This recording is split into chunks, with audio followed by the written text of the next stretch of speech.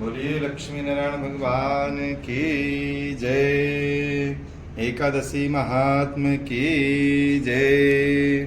ओम श्री परमात्मने नमः। बंसी विभूषित करा नवनीरदावात् पीताम्बराधरुण बिंब फलाधरुष्ठात् पूर्णेन्दु सुंदर मुखा दरबेन्द नेत्रात् कृष्णात् परं किमपि त्वमहं न जाने। ओम श्री परमात्मने नमः। आज एकादशी का पावन पुण्य दिन है। आज की एकादशी पापांकुशा एकादशी कहलाती है। नित्य जैसे एकादशियों का महात्मा धर्मराज युधिष्ठिर भगवान श्री कृष्ण से पूछते हैं, वैसे ही बड़ी ही विनम्रता पूर्वक भगवान से धर्मराज प्रश्न करते हैं, हे प्रभु, अब आप कृपा करके आश्विन मास के शुक्ल पक्ष की एकादशी का महात्मा सुनाइए, हम सुनना चाहते हैं। भगवान श्री कृष्ण कहते हैं कि हे दुष्टर, समस्त पापों को नष्ट करने वाली इस एकादशी का नाम पापांकुशा एकादशी है। इस एकादशी का जो लोग व्रत करते हैं उनके समस्त प्रकार के पाप नष्ट हो जाते हैं। इस एकादशी में भगवान श्री पद्मनाभ की पूजा करनी चाहिए। भगवान श्री पद्मनाभ का जो मंदिर है वो त्रिवेंद्रम में है। आपने भगवान श्री पद्मनाभ की झांकी देखी है, वो शयन मुद्रा में है। उनकी नाभि से ब्रह्मा जी की उत्पत्ति और माता लक्ष्मी उनके चरणों में और उनका हाथ भगवान श्री भोलेनाथ जी के ऊपर। बड़ी ही सुंदर झांकी है। तो आज के दिन भगवान श्री पद्मनाभ की बड़ी ही श्रद्धा भक्ति पूर्वक पूजा करनी चाहिए। जो व्यक्ति आज के दिन भगवान श्री पद्मनाभ की फल फूल प्रसाद धूप दीप नैवेद्य आदि से पूजा करते हैं, उनके समस्त प्रकार के पाप नष्ट हो जाते हैं। कठोर से कठोर तपस्या भी आज के दिन की पूजा के बराबर फल प्रदान करती है। इसलिए आज की पूजा भगवान पद्मनाभ की श्रेष्ठ पूजा कहलाती है। और श्रद्धा भक्ति पूर्वक एकादशी का व्रत करने वाला भगवान श्री नारायण की जब पूजा करते हैं तो भगवान अति प्रसन्न होते हैं। कहते हैं तिथियों में एकादशी भगवान को अति प्रिय है। इसलिए सभी एकादशियां जो हैं अपने आप में बहुत महत्व रखती हैं। हम सबको चाहिए कि एकादशी का व्रत श्रद्धा और भक्ति पूर्वक करना चाहिए। जो मनुष्य भक्त वत्सल भगवान विष्णु की शरण में जाते हैं उनको कभी भी यम की यातना नहीं सहनी पड़ती है। अगर हम आज के दिन भगवान का पूजन करते हैं तो कहते हैं उसका फल सहस्रों वाजपेय यज्ञ करने के बराबर प्राप्त होता है।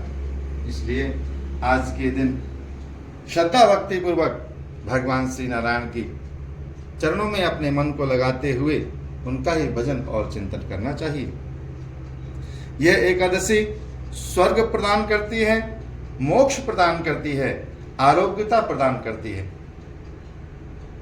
कहते हैं सुंदर स्त्री तथा अन्न और धन देने वाली ये एकादशी इस व्रत के बराबर गंगा गया काशी कुरुक्षेत्र और पुष्कर भी पुण्यवान नहीं है। इस एकादशी का व्रत और जागरण करने से मनुष्य भगवान विष्णु के पद की प्राप्ति करता है। हे राजेंद्र, इस व्रत के करने वाले 10 पीढ़ी मातृ पक्ष की और 10 पीढ़ी पितृ पक्ष की और 10 पीढ़ी मित्र पक्ष की, उन सब का एकादशी का व्रत करने से उद्धार हो जाता है। वे स्वयं भी दिव्य देह धारण कर चतुर्भुज रूप हो, पीताम्बर पहनकर और हाथ में माला लेकर गरुड़ पर चढ़कर साक्षात विष्णु लोक को जाते हैं। हे राजन, इस व्रत को करने से पापी मनुष्य भी दुर्गति को प्राप्त नहीं होता। उसकी भी सदगति होती है।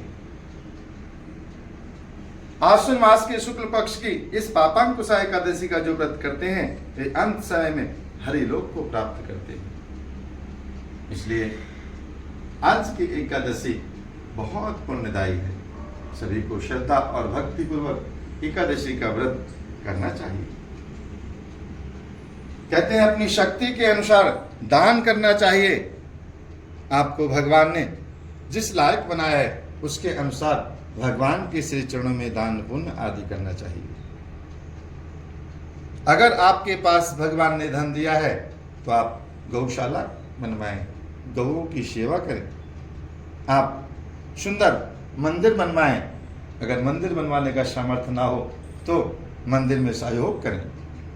भगवान की सेवा में अपने धन का कुछ उपयोग करें जिससे परमात्मा आपके ऊपर प्रसन्न होकर अपना आशीर्वाद प्रदान करें। कहते हैं आपके पास जो धन है वो प्रभु का दिया हुआ है और प्रभु के दिए हुए धन को हम प्रभु की सेवा में अगर लगाते हैं तो हमारा कल्याण होता है। हमें भगवान ने धन इसलिए नहीं दिया कि हम अपने भौतिक सुखों में उसका उपयोग करें।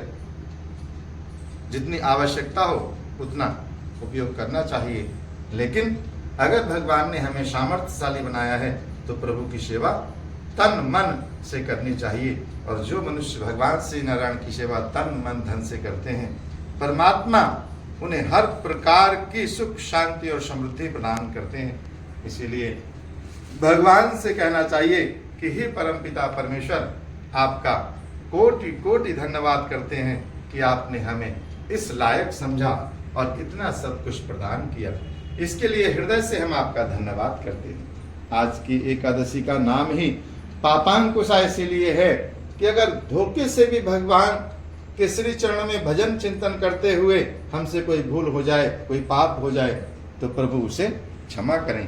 हे परमपिता परमेश्वर, हम आपके श्री चरणों में प्रणाम करते हैं और आपसे प्रार्थना करते हैं कि अपने बच्चों पे अपने आशीर्वाद और कृपा की दृष्टि बनाए रखना। जय श्री राधे कृष्णा। हर हर महादेव।